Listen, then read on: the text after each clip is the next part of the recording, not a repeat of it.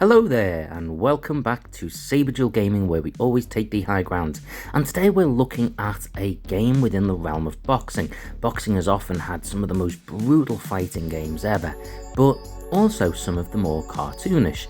The Punch-Out game, released in 1987 on the NES, was something of a hit, but it was in Super Punch-Out, released in 1994 for the Super Nintendo Entertainment System, where the franchise really came out into the light. This is Super Punch-Out, and this is Super Punch-Out, a retro review. Despite being a proud owner of Nintendo consoles from the NES through the SNES, Game Boy, and beyond, I'd never played any of the Punch-Out franchise. I was only sporadically a fan of boxing, usually following set fighters rather than the sport itself, but I was also a huge fan of the Rocky movies, so I did have an interest in boxing, which makes it surprising that this game completely passed me by. Most boxing games have always either been so deadly serious or really cartoonish, and it's very clear from the start to see which camp this fits into. The game is quite engaging though. From the beginning, it gives us a nice little tutorial teaching us the basic premise of the game. We get to enter our own name into it, which is always quite fun, and then we pick our game modes. Championship is the main game mode, obviously, and from there you can pick different circuits which give us different levels and quality of fighters, each of them with their own different feel and appearance. And then we actually step into the ring and begin the fighting. The fighting takes place from a third-person perspective, with our own fighter generally presenting himself as transparent, so we can still get a clear view of what's going on in the ring. From the outside, we get little tutorials, supposedly from our manager. Whilst this is a good way of giving in-game advice without breaking the immersion of the fight, it can get a little bit repetitive and a touch patronising. I know what I'm meant to be doing, I just can't do it. The controls are quite simplistic. You have a small range of punches, uppercuts, hooks, as well as the ability to be able to evade and pull back.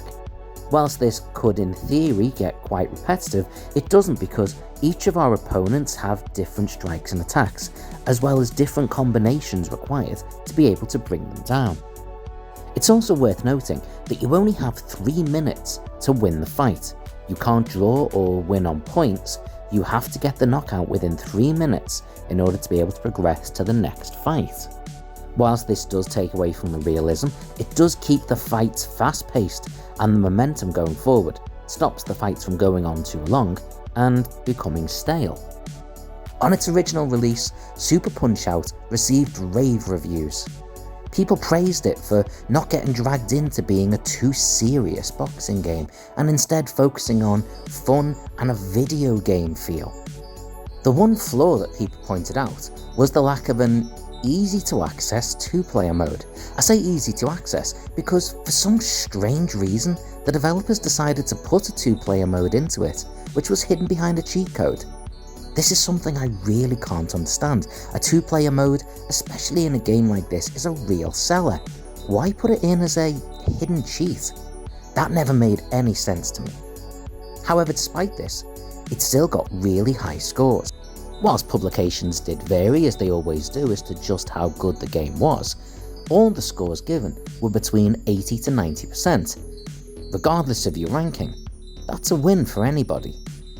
Doing my usual modern scrutiny bit feels a little bit strange here, because I can't compare it to how it felt when I played it back when it was first released. I never played it back then. All I can say is how it feels like playing it for the first time now. The first thing that I noticed was how easy it was to pick up and access. Whilst the controls do seem to blend into button mashing in the later rounds, especially when you see time is running out, on the whole, the controls are playable and fun to use.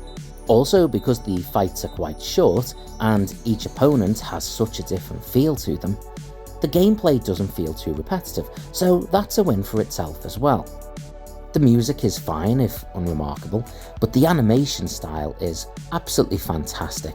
It has a beautiful 90s video game look to it, which certainly is appealing to someone like me. The characters all have their own individualised feel to them, which shines through in their animations, However, there is one slight criticism I feel I have to bring up here, and it's something I usually avoid. Whilst I know it's something that's very common and maybe even often too accepted in retro video games, I found that some of the characters were a little bit overly reliant on cultural, racial, or age-themed stereotypes.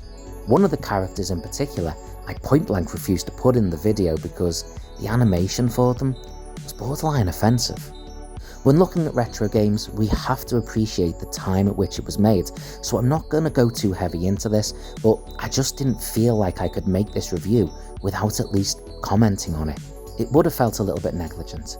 But putting that aside, how does it score? For me, this is a fun game, but something of a novelty one.